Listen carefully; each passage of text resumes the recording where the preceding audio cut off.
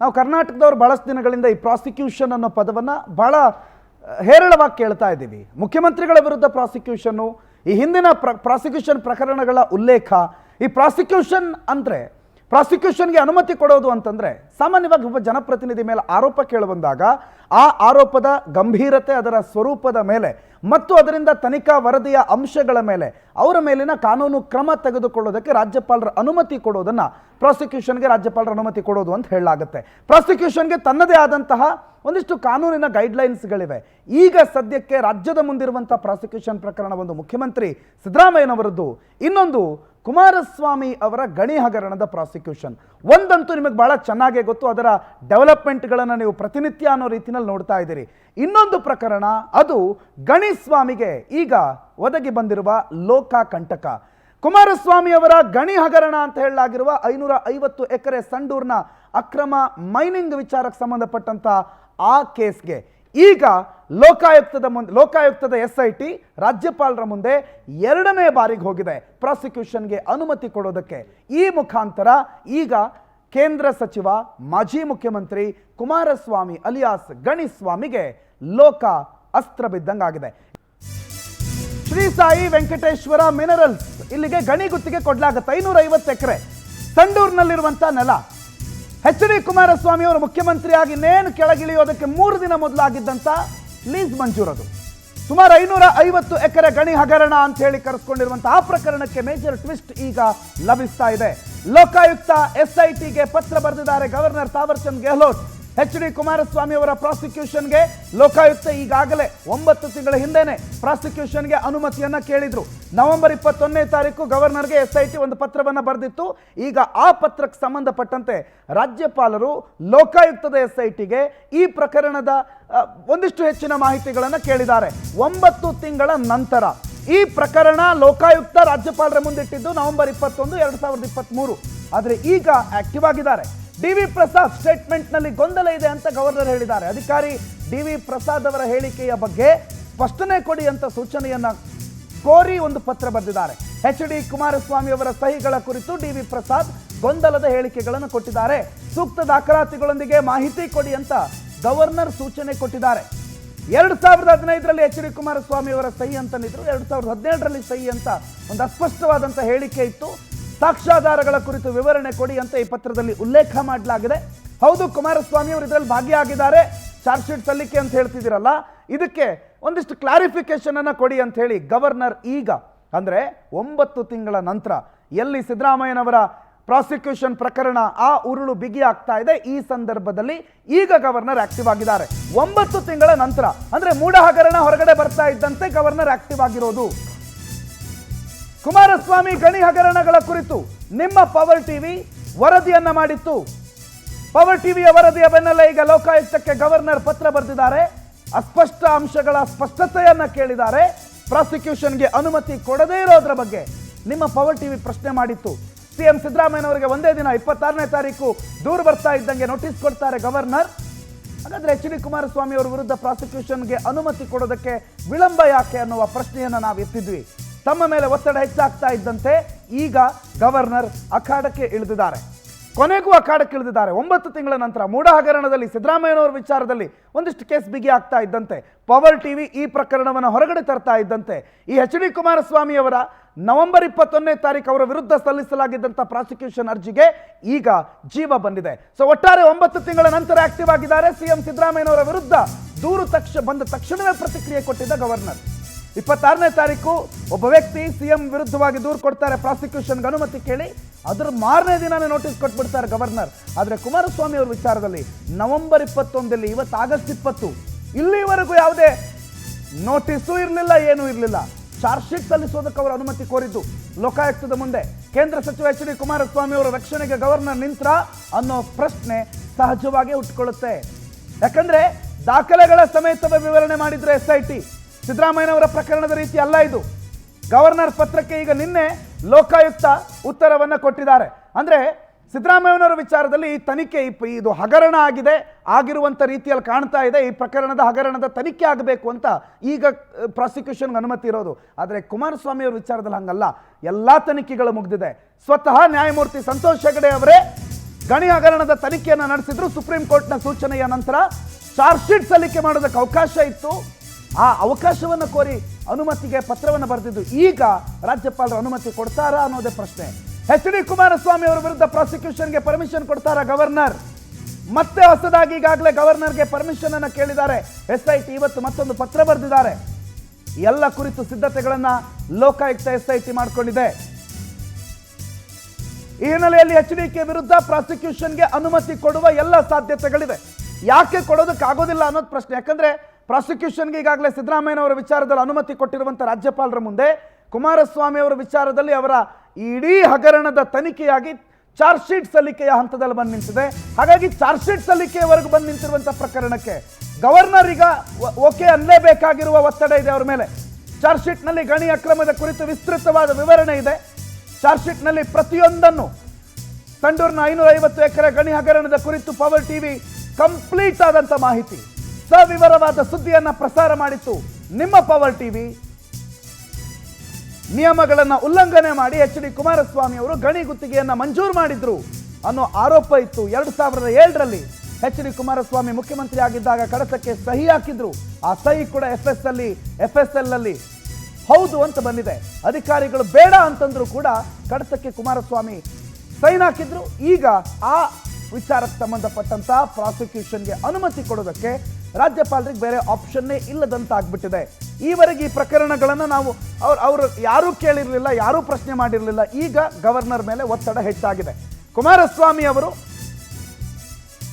ಈ ಹಗರಣದ ವಿಚಾರದಲ್ಲಿ ಕುಮಾರಸ್ವಾಮಿ ಅವರ ಹೆಸರು ಬರ್ತಾ ಇದ್ದಂತೆ ಕೇಂದ್ರದ ಮಂತ್ರಿ, ಮಾಜಿ ಮುಖ್ಯಮಂತ್ರಿ ಅವರ ವಿರುದ್ಧ ಈ ಹಗರಣದ ವಿಚಾರಗಳು ಕೇಳಿ ಬಂದಿದ್ದಂಗೆ ಈಗ ಮುಖ್ಯಮಂತ್ರಿಗಳು ಪ್ರತಿಕ್ರಿಯೆ ಕೊಟ್ಟಿದ್ದಾರೆ. ಏನನ್ನಿದ್ದಾರೆ ಮುಖ್ಯಮಂತ್ರಿಗಳು ಕೇಳಿಸ್ಕೊಳ್ಳಿ.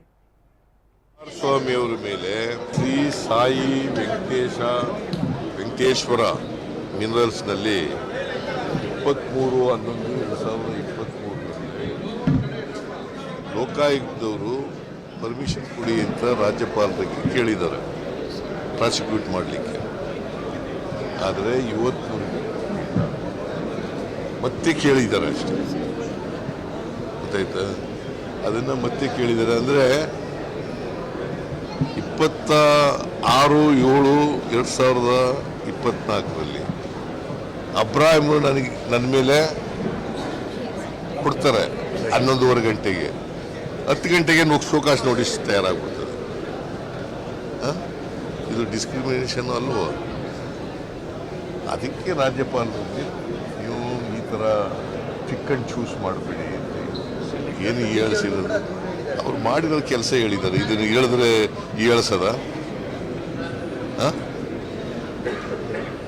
ಶಶಿಕಲಾ ಜ್ಯುವೆಲ್ಲರಿ ಇದೆ 21ನೇ ಇಸ್ವಿಯಿಂದ, ಅದು ಮಾಡಿಲ್ಲ, ಪರ್ಮಿಷನ್ ಕೊಡಲಿಲ್ಲ.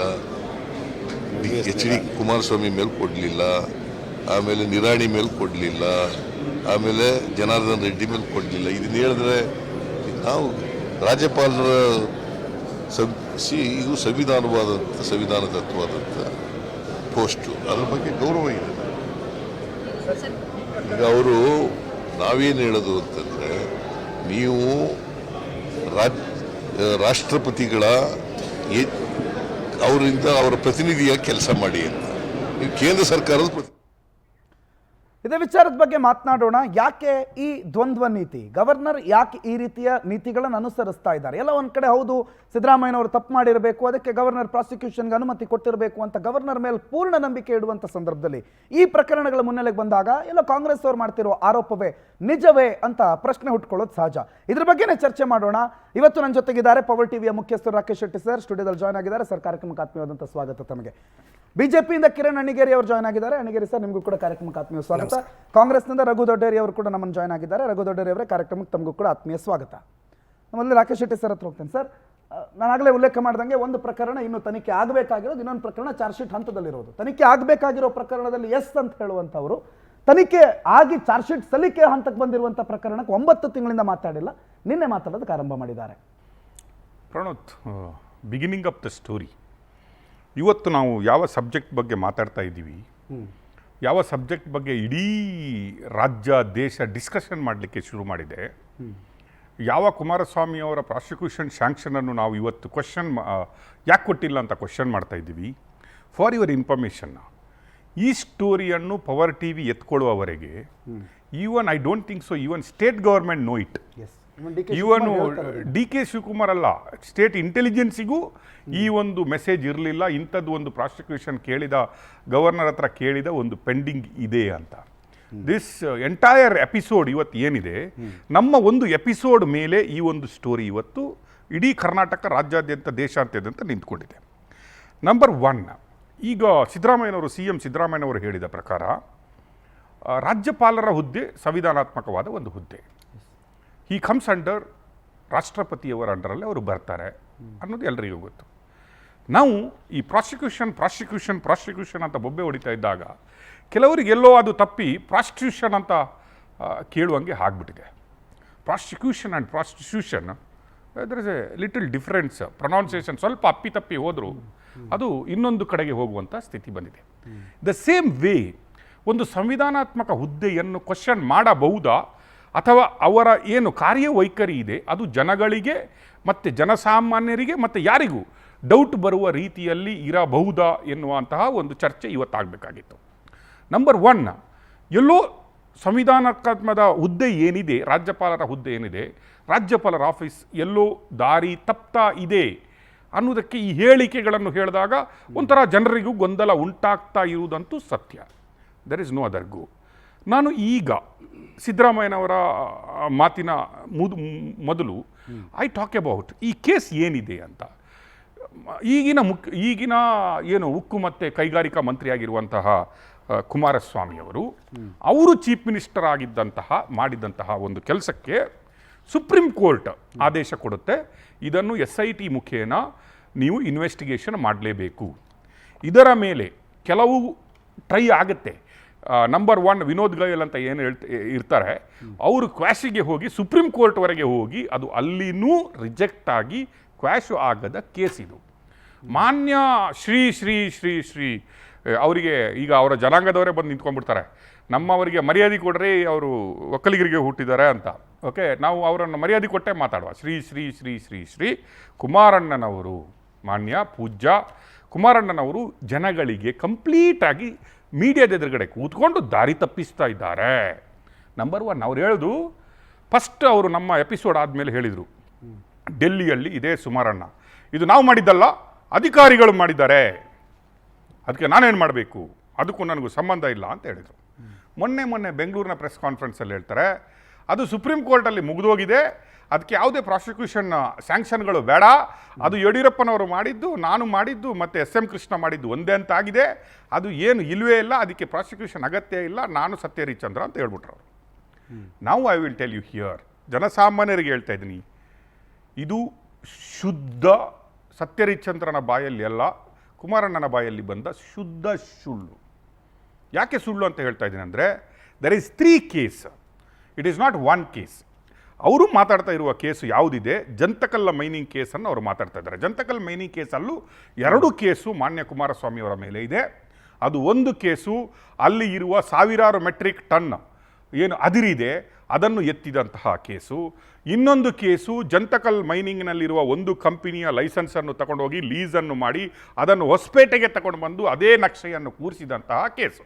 ಅದರಲ್ಲಿ ಗಂಗಾರಾಮ್ ಬಡೇರಿಯಾ ಅಂತ IAS ಆಫೀಸರು ತನ್ನ ಕಡತದಲ್ಲಿ ಮುಖ್ಯಮಂತ್ರಿಯಾದಂತಹ ಕುಮಾರಸ್ವಾಮಿಯವರು ನಮಗೆ ಫೋರ್ಸ್ ಮಾಡಿ ಅವರ ಆಫೀಸಿನ ಒತ್ತಡದಿಂದ ನಾನು ಈ ಇಲ್ಲೀಗಲ್ ಕೆಲಸವನ್ನು ಮಾಡಿದ್ದೇನೆ ಅನ್ನುವ ಶರ ಬರೆದಿಟ್ಟ ಒಂದು case.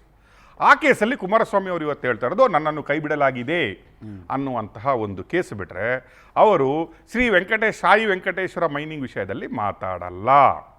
And is clearly misleading entire press of India, entire ಜನರನ್ನು ಫೂಲ್ ಮಾಡ್ತಾ ಇದ್ದಾರೆ. ಈಗ ಈ ವಿಷಯಕ್ಕೆ ಬಂದಾಗ, ಕ್ರೈಮ್ ನಂಬರ್ 16 2014 ವಿಷಯಕ್ಕೆ ಬಂದಾಗ, ಕುಮಾರಸ್ವಾಮಿ ಅವರ ಮೇಲೆ ಇನ್ವೆಸ್ಟಿಗೇಷನ್ ಆಗಿಬಿಟ್ಟು it is proved is in the under section of 420, 465, 468 and 409 and 120B ಕಾನ್ಸ್ಪಿರೆನ್ಸಿ ಮಾಡಿ ಇಡೀ ಮೈನಿಂಗನ್ನು 550 ಎಕರೆಯನ್ನು ಡುಪ್ಲಿಕೇಟ್ ಕಂಪನಿ ಕ್ರಿಯೇಟ್ ಮಾಡಿ, ಅಪ್ಲಿಕೇಶನ್ ಹಾಕದ ಕಂಪನಿಯನ್ನು ಕ್ರಿಯೇಟ್ ಮಾಡಿ, ಡುಪ್ಲಿಕೇಟ್ ಓನರನ್ನು ಕ್ರಿಯೇಟ್ ಮಾಡಿ, ತನ್ನ ಕೈಯಿಂದಲೇ ತಾನು ಬರೆದಂತಹ ಸಹಿ ಹಾಕಿದಂತಹ ಕಡತದಲ್ಲಿ ಇವರು ಪ್ರೂವ್ಡ್ ಗಿಲ್ಟಿ ಅಂತ SIT ಸ್ಪೆಷಲ್ ಇನ್ವೆಸ್ಟಿಗೇಷನ್ ಟೀಮ್ ಇವರನ್ನು ಪ್ರೂವ್ ಮಾಡಿ ದೇ ಆರ್ ಗಿವನ್ 3 ಚಾರ್ಜ್ ಶೀಟನ್ನು ಇಲ್ಲಿ ಪುನಃ ಹೇಳ್ತೀನಿ. ಅಕ್ಯೂಸ್ ನಂಬರ್ ಬೇರೆ ಉಳಿದವರದು ಚಾರ್ಜ್ ಶೀಟ್ ಆಲ್ರೆಡಿ ಕೋರ್ಟ್ಗೆ ಸಬ್ಮಿಟ್ ಆಗಿದೆ. They are waiting for CC number. ಯಾಕೆ ವೆಯ್ಟ್ ಮಾಡ್ತಾ ಇದ್ದಾರೆ ಅಂದರೆ ಇವರು ಅಕ್ಯೂಸ್ಡ್ ಕುಮಾರಸ್ವಾಮಿ 2 1 ಇದ್ದಾಗಿದೆ, 3 ಇದ್ದಾಗಿದೆ, 4 1ಗೆ ಸ್ಯಾಂಕ್ಷನ್ ಬೇಕು. ಆಗ ಇವರು ಚೀಫ್ ಮಿನಿಸ್ಟರ್ ಆಗಿದ್ದರು ಅಂತ 21/11/2023ಗೆ ಲೋಕಾಯುಕ್ತದವರು ಕುಮಾರಸ್ವಾಮಿ ಒಬ್ಬರು 420, 465, 468, 409 ಅಂತ ಹಾಕ್ತಾರೆ. ಆ್ಯಂಡ್ ಆ ಫೈಲ್ ಮೂವ್ಮೆಂಟ್ ಆಗಲ್ಲ. ಈಗ ನಮ್ಮ CM ಅವರು ಹೇಳ್ದಂಗೆ ನನ್ನ ಫೈಲ್ ಬೆಳಿಗ್ಗೆ 10 ಗಂಟೆಗೆ ಬರುತ್ತೆ, ಅದೂ ಒಬ್ಬ ಅನ್ಟ್ರಸ್ಟ್ ವರ್ತಿ ಪರ್ಸನ್ನ ಬ್ಲ್ಯಾಕ್ ಮೇಲಿಸ್ಟ್ ಅಂತ ಆಗಿದೆ, ಅವನ ಮೇಲೆ ಚಾರ್ಜ್ ಶೀಟ್ ಆಗಿದೆ, ಸುಪ್ರೀಂ ಕೋರ್ಟ್ ಅವನಿಗೆ 25 ಲಕ್ಷ ದಂಡ ಹಾಕಿದೆ. ಅವನು ಕೊಟ್ಟ ಫೈಲಿಗೆ ಈ ಸರ್ಕಾರ ಯಾರ್ದು? ಈ ಸರ್ಕಾರ ರಾಜ್ಯಪಾಲರ ಸರ್ಕಾರ. ಎಗೈನ್ ದಿಸ್ ಸರ್ಕಾರ ಯಾರ್ದು? ರಾಜ್ಯಪಾಲರ ಸರ್ಕಾರ. ಕಾಂಗ್ರೆಸ್ ಸರ್ಕಾರ ಆಗಿರ್ಬೋದು, ಪಕ್ಷ ಕಾಂಗ್ರೆಸ್ ಆಗಿರ್ಬೋದು. ಈಗ ರಾಜ್ಯಪಾಲರು ಓದುವ ಭಾಷಣ ಯಾವುದು ವಿಧಾನಸೌಧದಲ್ಲಿ? ಅದು ಅವರ ಸರ್ಕಾರ ಬರೆದ ಭಾಷಣವನ್ನು ಅವರು ಓದಬೇಕು. ಅವರ ಮುಖ್ಯಮಂತ್ರಿಗೇ ಅವರು 11 ಗಂಟೆ ರಾತ್ರಿಗೆ ಶೋಕಾಸ್ ನೋಟಿಸ್ ಇಶ್ಯೂ ಮಾಡ್ತಾರೆ. ನಿನ್ನೆ ನೀವು ಮನೋಜ್ ಸಿಂಘಿ ಅವರ ಆರ್ಗ್ಯುಮೆಂಟ್ ನೋಡಿದರೆ ಗೊತ್ತಾಗುತ್ತೆ. ಅದರಲ್ಲಿ ಹೇಳ್ತಾರೆ, you are asking the reply only from me and not accused.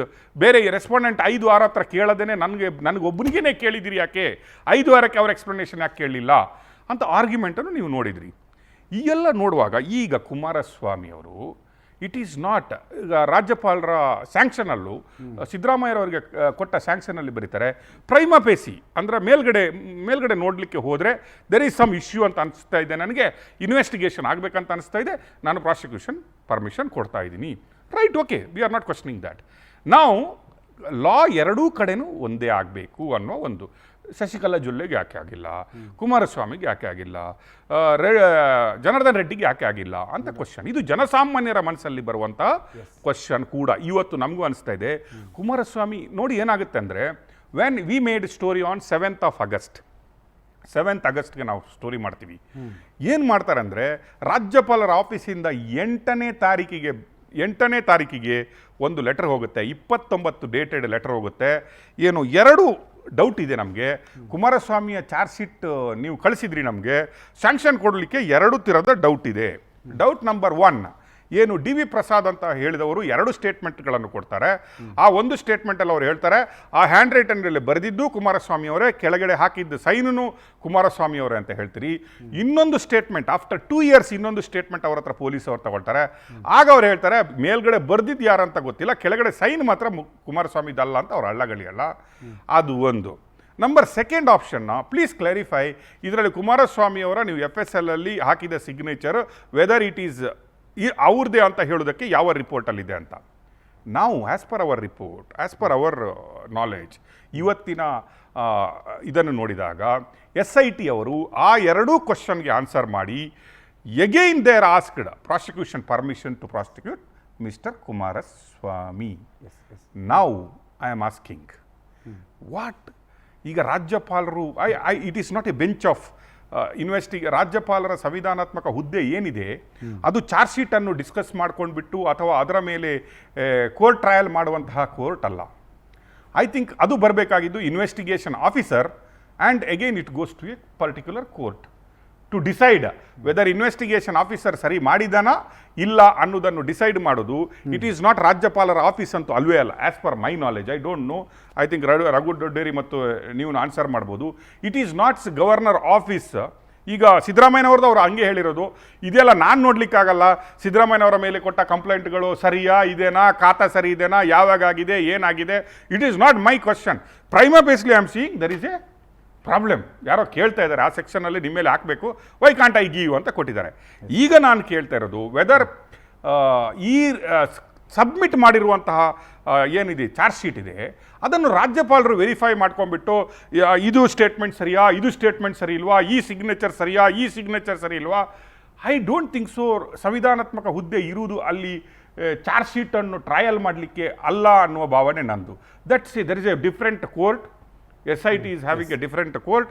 ಜನಪ್ರತಿನಿಧಿಗಳ ನ್ಯಾಯಾಲಯ ಇದೆ, ಅಲ್ಲಿ ಆಗಬೇಕು. If you prima facie, if I you want my comment on this, ನಾನು ಹೇಳಿದಲ್ಲ, ಎಲ್ಲೋ ಸ್ಪೆಲ್ಲಿಂಗ್ ಮಿಸ್ಟೇಕ್ ಆಗಿದೆ, ನಮಗೆ ಪ್ರಾಸಿಕ್ಯೂಷನ್ ಅಂತ ಹೇಳುವ ಸ್ಪೆಲ್ಲಿಂಗ್ ಎಲ್ಲೋ ತಪ್ಪಾಗಿದೆ ಅನ್ನುವ ಜನಸಾಮಾನ್ಯರ ಬಾಯಲ್ಲಿ ಮಾತ್ರ ಅಲ್ಲ, ನಾವು ಅಲ್ಲಿ ಓಡಾಡುವಾಗಲೂ ಕೇಳಲಿಕ್ಕೆ ಸಿಗ್ತಾ ಇದೆ ಪ್ರಣೋತ್.